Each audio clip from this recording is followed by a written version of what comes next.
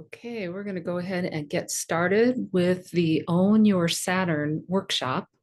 I'm Christine Backus, and I'm trying to figure out what I want to have recorded on the screen. You should be able to see a little bit of me and my presentation.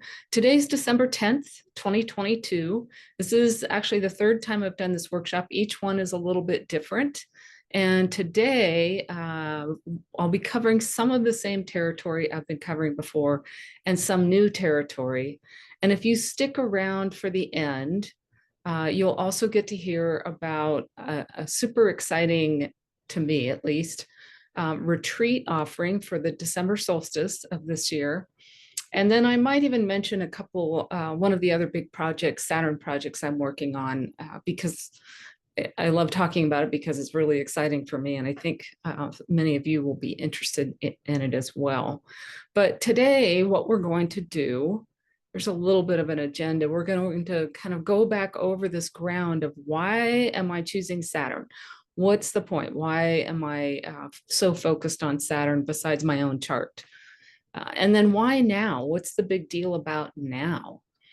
And then I want to talk a little bit about old and new Saturn. Where are we coming from with the Saturn story?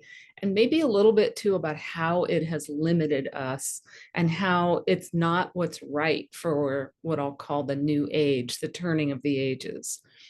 And then I'll talk a little bit about a new Saturn story, including my Saturn story, so you can get a little bit of a picture of an example that I know very well. And then at the end, as I said, I'll go through some Saturn offerings and you're free to stay or go for those. It won't take a long time.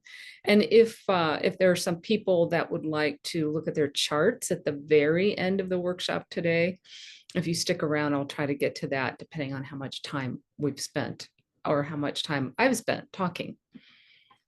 So Saturn, what's the point of Saturn? So Saturn in astrology, well, let me back up a little bit more even. Saturn, obviously one of the planets.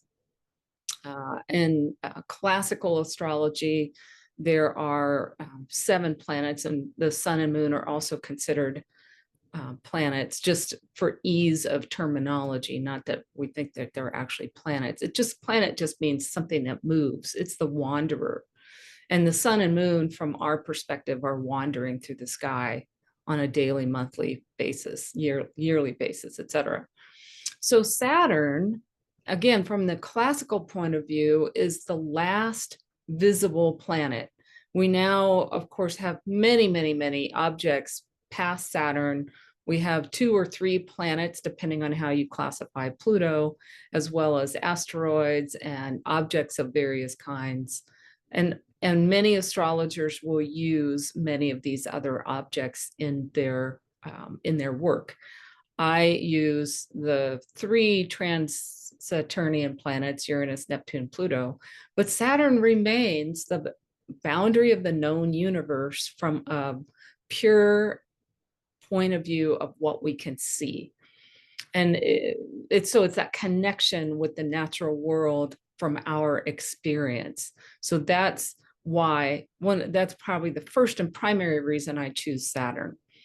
So the other thing, here's some meanings of Saturn. Saturn's the gateway to embodied life. And from a very esoteric point of view, if you consider that the soul, one way of thinking about the birth of the soul is that the soul is one with the cosmos, right? Prior to birth, that there's this sort of diffused throughout the cosmos, or one with consciousness, depending upon how you think about it. And then from one point of view, as the soul comes into form on Earth in incarnation, what happens is the first planet that this soul comes through is Saturn. And Saturn is that, it's like the funnel, right? It's the funnel. So you get this energy, this diffuse, all encompassing energy, and then it has to come into form, which is a very limited, restricted, embodied, right? And then that first planet is Saturn that it comes through. So you can call it the gateway to embodied life. And it's called the gateway to incarnation in esoteric astrology. And another reason for Saturn, it rules the manifest world. So anything that happens in form, in 3D reality, is ruled by Saturn. And that means everything. Everything that has form or that can be done through form is ruled by Saturn. And so most of us, well, all of us in human bodies have to exist in this world of form, and that's where our desires are, and that's where our actions are, and that's where our purpose is. Everything is here right now in this 3D, and that's ruled by Saturn. Saturn's also, I call it the truth teller of the soul. So Saturn, one of the many representations of Saturn is integrity. Saturn rules the skeleton and structure. So the structure of our lives, the structure of our bodies, kind of what holds us up, that's all in Saturn's realm. And the reason I call it the truth teller of the soul is that Saturn shows us when we're out of alignment with our integrity to ourselves. It's the internal, it's the signal in the outside world that shows us what's going on in the internal world. So are we in integrity with ourselves? Are we in integrity with our true purpose here, our Dharma? That's Saturn that shows us that. Saturn represents Dharma or duty or purpose. And I have a little bit of a different take on what Dharma is and what purpose is. A lot of times we think about our purpose as some sort of mission, like I'm here to be a healer, or I'm here to be a teacher, or I'm here to do whatever it is. But those are all external descriptions of an internal energy. And I did a whole podcast episode on this not too long ago titled Everything is Energy. Our Dharma, our purpose, is to fully express our unique energy imprint, our unique frequency. So it doesn't necessarily have to be described by what we do in the outer world. And that's where we get into trouble. And that's what I'm exploring in a lot of my Saturn work, both with my individual sessions with people, as well as some of the offerings I have coming up for groups, is that the way to understand what your Dharma is, what your duty is, what your purpose is basically how do you be most yourself, your authentic self. That's what Saturn will point us to. And that's what Saturn will tell us when we're out of alignment. And then another meaning of Saturn, and again, another reason for choosing Saturn as the focal point, is that it represents authority. And of course, in the distorted world that we live in, and in the distorted sense of power that we live under or through, authority has been taught to us as being out there, just like our purpose, something out there. It's some career out there, or it's some accomplishment out there. And the same thing with authority is that we have been taught that authority is out there. Saturn is in here. Claiming Saturn and doing Saturn and reclaiming our lives is in here and becoming our own authority. And so again, this is one of the primary meanings and representations of Saturn and why this work is so important to me.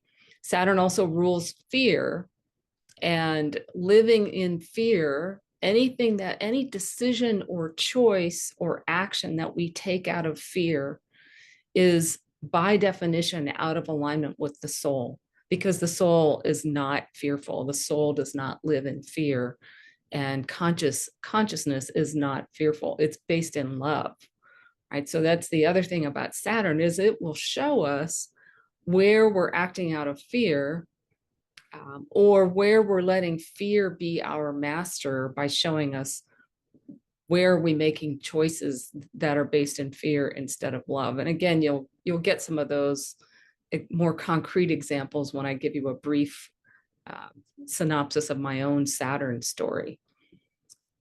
So Another meaning of Saturn, and another reason that Saturn's my focal point right now, is one of the names for Saturn is the Lord of Karma. Saturn is said to rule karma. And again, in the old story, and in this distorted story that we have, most of us listen to, or most of us have heard or been taught, karma is a punishment. Karma is like the bad things that happen to us in this life because we did something bad in the last life.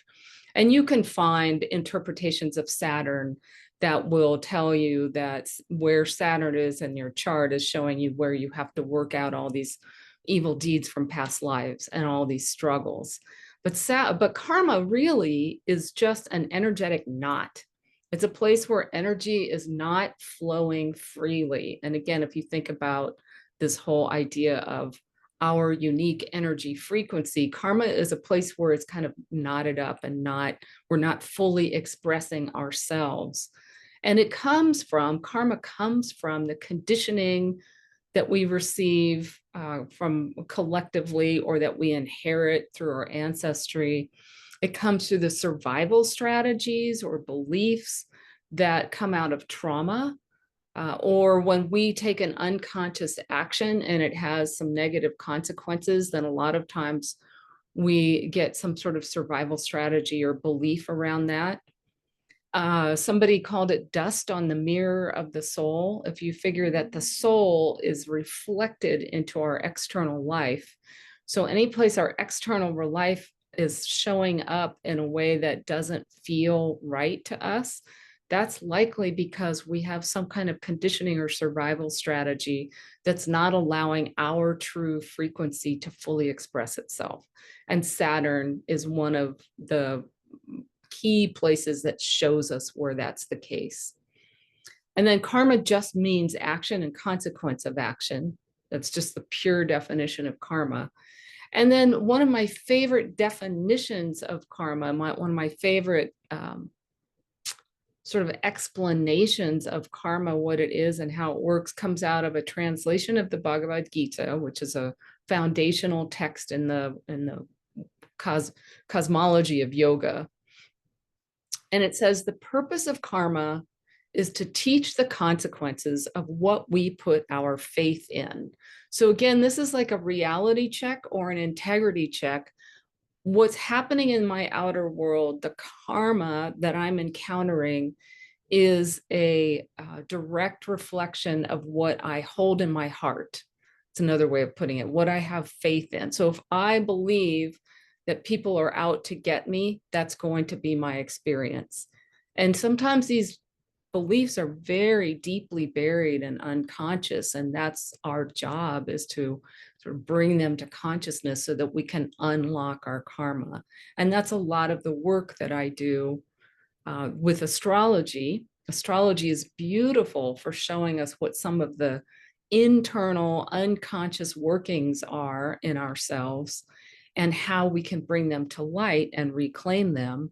And then there are many really great energy healing modalities. And of course, I use a few of those to help us unlock those karmic imprints, unlock those survival strategies, and the things that keep us from being fully ourselves. So that's who Saturn is and why Saturn's important from my perspective and why I'm spending so much time. So, and again, the old story of Saturn is that Saturn's the greater malefic. Malefic meaning the bad guy, the bringer of struggle, the bringer of pain, the bringer of hardship. Hardship is one of those things that's associated with Saturn. Another meaning of Saturn in the old story is that Saturn shows us where there's hard work to do. If you looked at where Saturn was showing up in the sky in relation to your chart right now, it's where you have to work hard. And inherent in that is this idea that work is hard. And you'll see that that's what I am turning on its head. And I think it's time for that new story. And again, the old story pressure, which is still, that's one of the ways we know Saturn's at work, is that we're feeling this pressure. We're feeling some tension, tests, limitations, restrictions, boundaries. And some of this is just a distorted viewpoint of, again, what it is to be in form, what it is to be fully embodied as a soul, is that there's this story about it's a restriction, and that we are restricted when we're embodied and in form. And there's another way to look at that. So why, well, let me say, I'm out of order with my slides. Okay, so so about Saturn, here's another piece of information that helps us understand who Saturn really is. Before some of these distortions went into place about Saturn, one of the primary, again, sort of stories of Saturn was that Saturn ruled the golden age. The festival that comes at the solstice, Saturnalia, was kind of an honoring of the golden age, and Saturn is the ruler of the golden age. Saturnalia and the solstice is when the sun goes into Capricorn, and Capricorn is ruled by Saturn. So it's when the sun crosses into Saturn's territory. And Saturnalia, if you've read anything about it, was this festival where everything was turned on its head. All the rules were thrown out the window, and the master became the slave became the master. It was a cornucopia of feasting and basically one big party that lasted for days. And it was kind of a free-for-all. But the where that comes from, the Saturn is the ruler of the golden age. The golden age was a period in which there were no laws, there was no conflict, there was no punishment, there was no fear. It was a period of true civilization. I think what we might all think of as the epitome, like the ideal of civilization, was a time of what one astrologer calls the sincerity of the soul, where people were in harmony with their souls, and therefore in harmony with each other, and therefore in harmony and at peace with the land. It was a time of, in some tellings, it was a time of eternal summer, eternal fertility, eternal harvest. It was, again, the time where humans and nature knew they were one and acted fully in concert with their own souls, their own natural wisdom, in my terminology. So that's another meaning, another story of Saturn. And this is the one I personally want to reclaim. I want to reclaim Saturn as the ruler of the golden age in my life, as well as in our world. And this is my, at the moment at least, this is the expression of my own soul, and this is my dharma, is to do this. And here's a great quote about this very topic. Paradise is still in this world, very similar to some biblical phrases as well, yet humankind does not occupy it. For you see, this gold is locked inside Saturn. So that nicely summarizes a lot of this work that I'm doing, is we need to unlock the gold inside our Saturn in order to reclaim paradise, whatever that means for you. So why now? Here's the, why am I talking about this now? Why do I have this sense of urgency about it now? Well, in the very big picture, we know we're at a turning point in human life and human history. It's not the first turning point. It won't be the last turning point. There are a lot of other sort of bigger cycles in which we are at turning points. And the Mayan calendar ended in 2012. That's only 10 years ago. And in the however long that period of time was, we're still in that transition.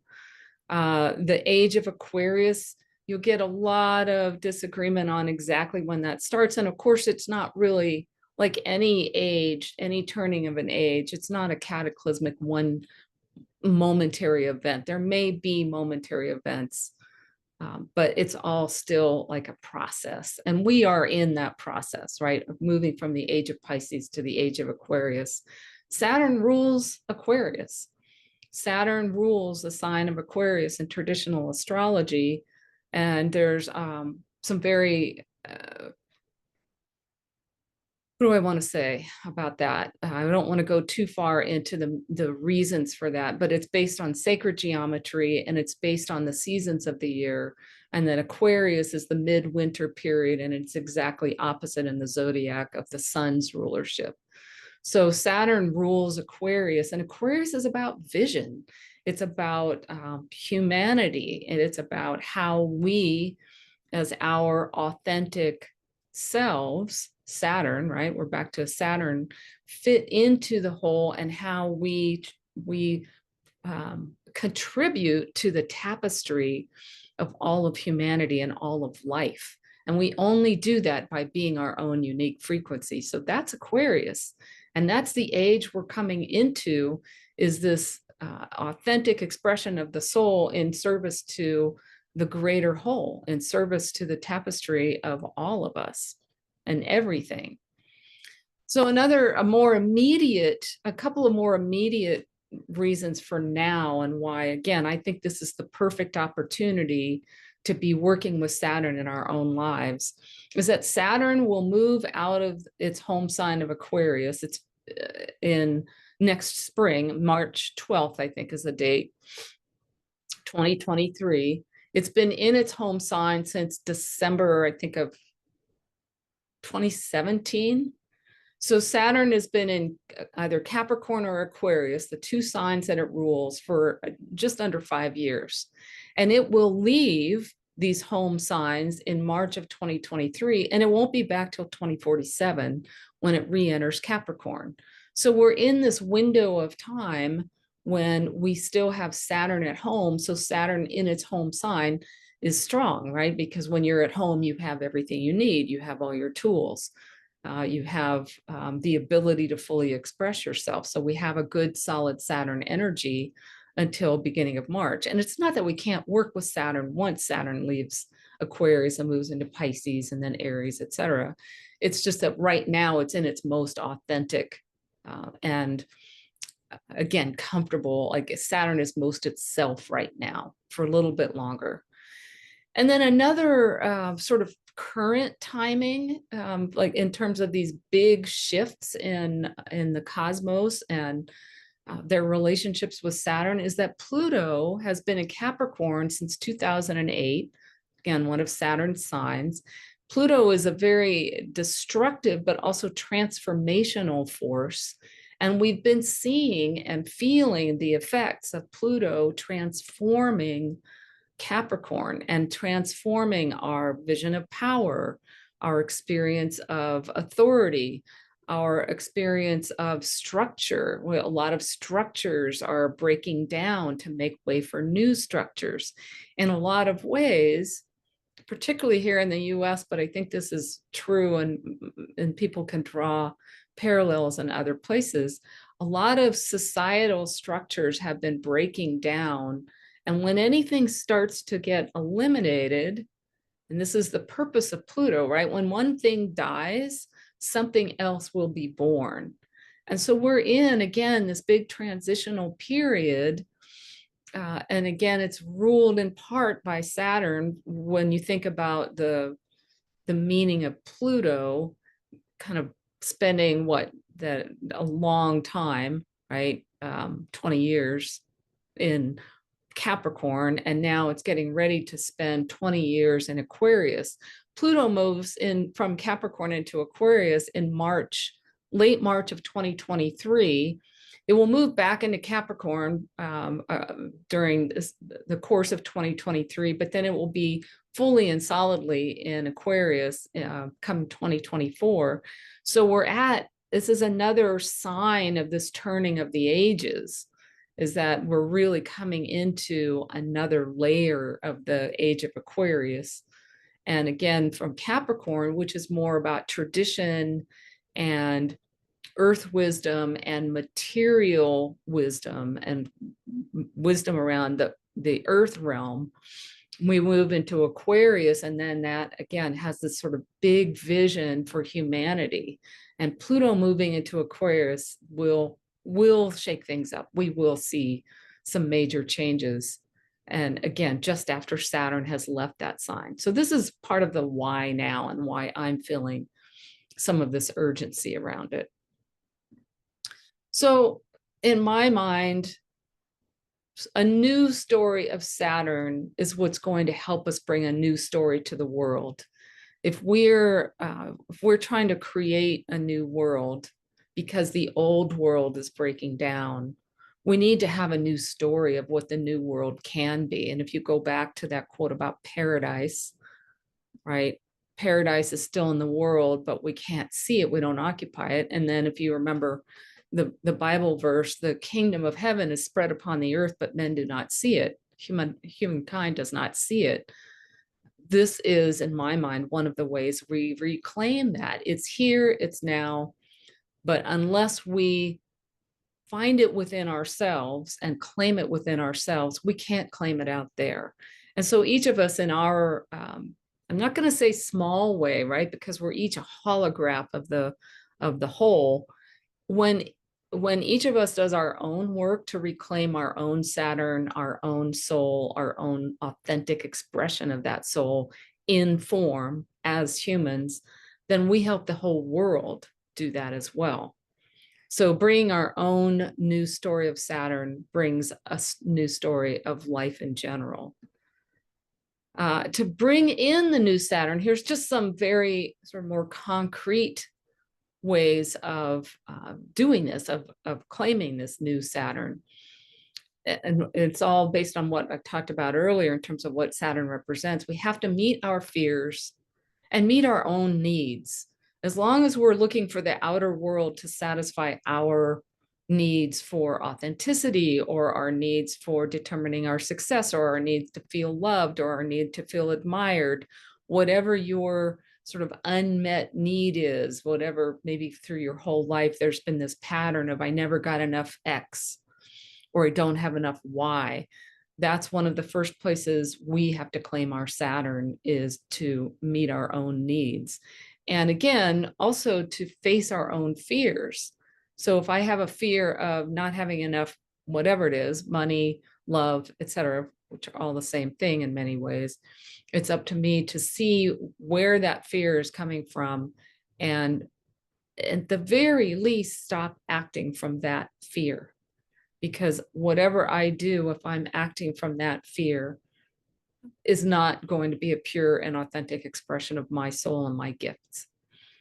So, and again, insourcing our authority, becoming the author of our own lives, stop looking outside to help determine what's my career, what's my gift to society, what's my dharma, what's my purpose, it's about looking in here and fully acting from in here, which, by the way, I don't think I mentioned this, but in the definition of karma and how to keep from creating new karma in your life, it's to act from the purity of the soul. It's to take action only from the purity of the soul, without worrying about the results. Right? That's one of the main themes of the Bhagavad Gita. One of the quotes is, you have the right to your actions. That's the primary definition of karma, but not to the fruits of those actions. It's up to you what you do, especially if you're acting consciously, right? A lot of us can act unconsciously. But it's not up to you how that's going to turn out. That's part of the co-creation with the rest of the cosmos, the rest of the world. It's a longer story, but that's something I'll be talking about throughout my Saturn offerings, both with one-on-one and in groups. And then take responsibility, commit to your dharma. And when I say commit to your dharma, commit to doing what you're here to do, what you can't not do without feeling out of alignment. And it's not about having the story about what I do determined by out there, like becoming a plumber or becoming a president. It's more about, what do I, in my fullest expression of me right now in this moment, what do I have to do? What's most what's mine, what makes me feel authentic, what feels in integrity for me right now. And then the other, I say this a little bit tongue in cheek because it sounds dismissive in a way, but it's not, and it sounds disrespectful, but we have to stop struggling against reality.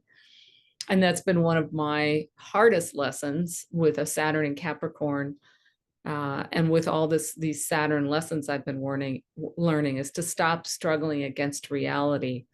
And that doesn't mean you can't change your reality, right? That's what this is all about, is claiming our Saturn in order to change our reality. But first we have to accept the reality that's in front of us. And that's something I don't think we do well. I think we spend a lot of energy trying not to see the reality that we're in, or trying to dream a different reality without actually doing something about that. And that, again, that's what this Saturn work is all about. Okay, so I'm not going to go through this slide. It's in the Saturn Archetypes book that you have a copy of. And it just says that if you have Saturn in the different elements, and remember that in the zodiac, the 12 signs are divided into 4 elements. And so there's 3 fire signs, 3 water signs, etc. These are going to be the energies that you're most likely having your troubles with, your Saturn troubles with. If you're not doing these energies and not letting these energies flow freely and not finding them in yourself, this is where this is going to show you where those challenges could be, or where your Saturn work. And when I say work, I don't mean hard work. I mean, it's where your Saturn focus, right? This focus is a better word than work. So let me give you a little bit of an example of a Saturn story. I titled it Climbing the Wrong Mountain. This is me in India in 2010, 2011. I guess it's 2011. That's a cow, obviously. I'm sitting in a little outdoor cafe. This is sort of a quintessential India view. So the beginning of the story comes at about the time that I had Saturn conjunct my moon, and that was in 2006. And of course, the beginning could go back further, but that's the point that seemed to be one of the big turning points for me. And there were other astrological things going on, but that was the trigger. Saturn conjunct my moon. And for those of you that have had Saturn moon transits and that know it, the moon is how we feel, right? It's our sense of comfort and safety and security. And it's a very sensitive point because it's an emotional sign, or an emotional point. And my chart is, I have Cancer rising, so the moon is my chart ruler. So again, it's very sensitive, and anything that happens to my moon is going to affect my entire life. Well, it's the moon Saturn contact came in 2006, 2007. And what I say about that time is I thought I had everything I wanted. I was about 46. I had a successful, from outward appearances, career. I had a soulmate marriage, again, from outward appearances. I had property, 55 acres, a small horse ranch, and I had everything I had ever dreamed I wanted at that point. And yet I felt like I was going to die. I honestly felt if I stayed where I was in the marriage and the job, trying to pay for the house, a lot of it was about money. I felt like I would not, I honestly felt I would die, or I would die very young.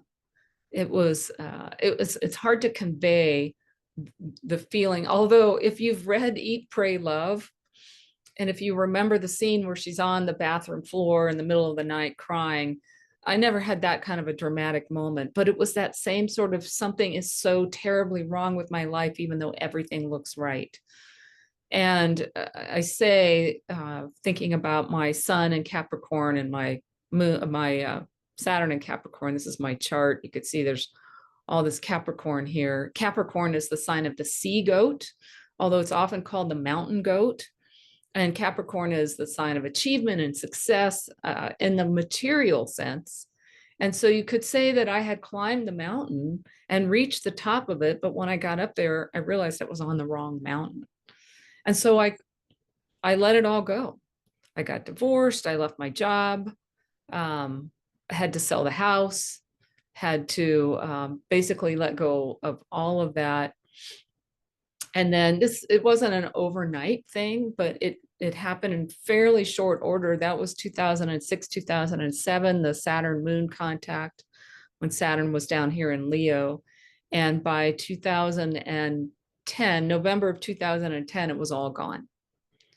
I think I'd purchased a new, smaller house by that point. But then I went to India. I went to India twice, thus the cow picture.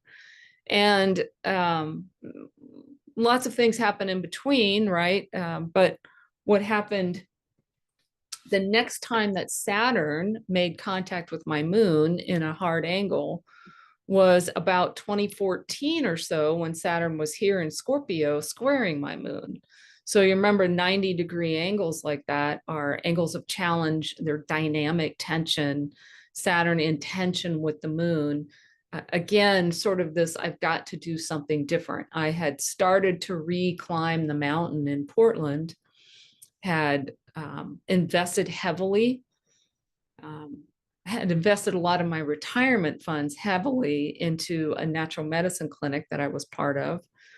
And that failed. I lost that investment. So I lost a big chunk of money. I'd lost a big chunk of money in the divorce.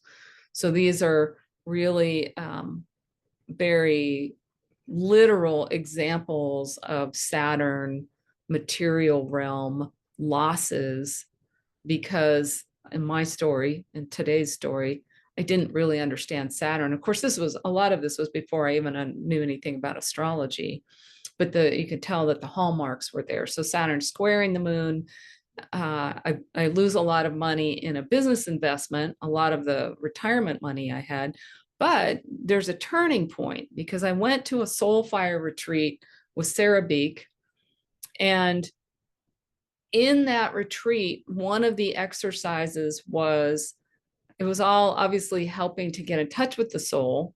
And it was a big turning point for me in spirituality, because again, in all of my spiritual searching, the trips to India, the yoga, the spiritual teachers I sat with, it was all about what was out there, that there was some spirit or some sort of spiritual attainment out there. It was about trying to get to a particular state.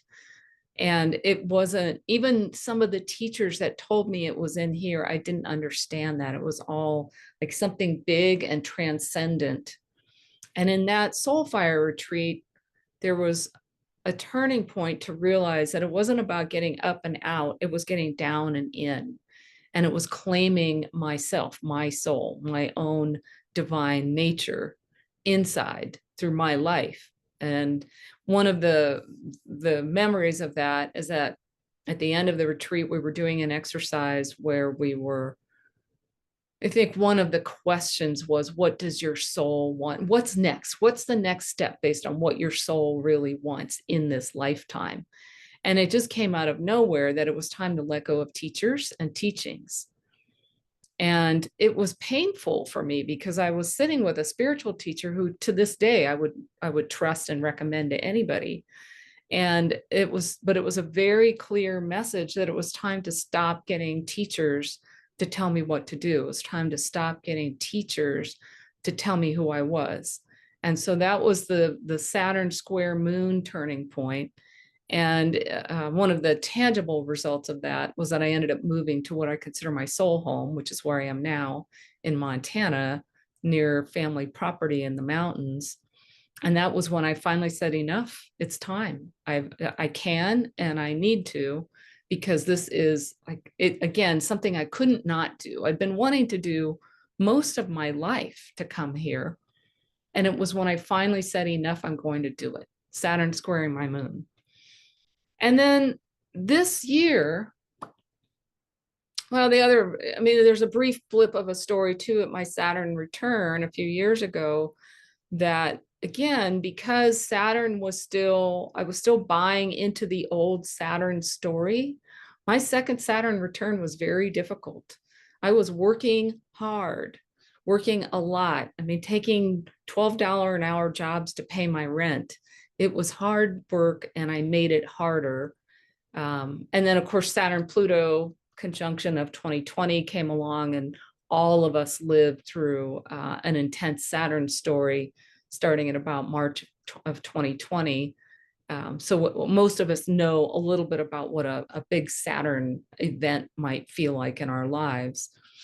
And then so fast forward to now, to this year, 2022, as I start to really understand Saturn and as I start to get some real reflection, Saturn's now opposite or just finishing with an opposition to my moon. Saturn was at 18 Aquarius for a large part of this year because that's where it stationed in its journey from retrograde to direct back in October. So Saturn opposite my moon ends up with me starting to really have the aha movement or moments about how I've made things hard for myself my whole life and how I've continually looked out there for success, a definition of success, how I've continually looked out there for being given my own self-respect or being given my own sense of self-worth. And it's, you know, it's not, again, it's not an overnight, like snap your fingers and now I'm like the perfect incarnation of Saturn. It's a journey, but now I have that understanding. And I can tell you, it feels very, very different to know that I'm the source of success, that I'm my own source of authority, that I make my own decisions based on what's right for me, no matter how it looks to the outside world.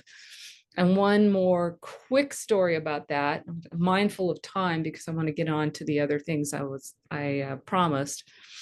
But one other quick story about that is that at the beginning of September, I had a very nasty injury through a very bizarre circumstance to my left foot. And some of you know about this if you've been following the blog, or I think I've mentioned it on the podcast. And it involved a very bad sprain of the whole foot and ankle, and then a broken bone in the foot. And it was incredibly painful. I did not go to the hospital. I did not go to a physician. I did not follow any of the conventional wisdom, if I can call it that. I did not follow any of the conventional routes in working with that injury. It didn't feel right.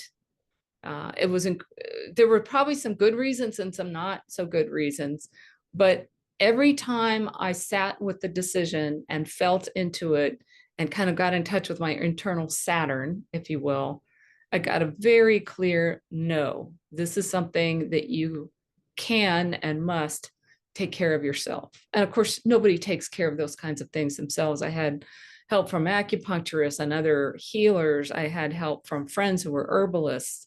I had support from friends who got me home from the mountains, which is where I was, although it was not, just to be clear, this wasn't because I was out hiking alone. This happened inside the cabin on the set of stairs. Again, very bizarre circumstances around it. I had 3 sheriff's deputies in the front yard before dawn. So I just wasn't fully in myself as I went down the stairs. So at any rate, all that to say, it's just an example of how I took on my Saturn. Now, for other people, their Saturn will look, they're doing their Saturn and being in integrity with themselves will look completely different. It will probably involve a hospital trip. It might involve surgery. It might involve a lot of other things. It just didn't for me. And it was very clear to me what I needed to do. And I struggled with it for a while off and on because it was so out of sync with what the conventional approach would have been. But that was my example of Saturn. So again, it's not this work. And of course, what you can see now is that so Saturn will leave Aquarius, it will go into Pisces. It's done with my moon for another 7 years. We get these Saturn initiations, if you will, in every 7-year increments, because it has about a 28, 29-year cycle. And so 7.5 years or so, we get these squares and oppositions, and then the whatever we're using is it's our starting point, and Saturn will be back to that. So in my case, I was using the moon as a starting point rather than just my Saturn returns. So again, to wrap up, this is about owning our Saturn, own your Saturn, to help create our new golden age, both for me as a person, both for you as a person, and for the world. If enough of us claim our soul and claim our own golden age, then we can be in harmony with each other. We can be in harmony with the earth, but most importantly, we're in harmony with ourselves. That's where it all starts. So I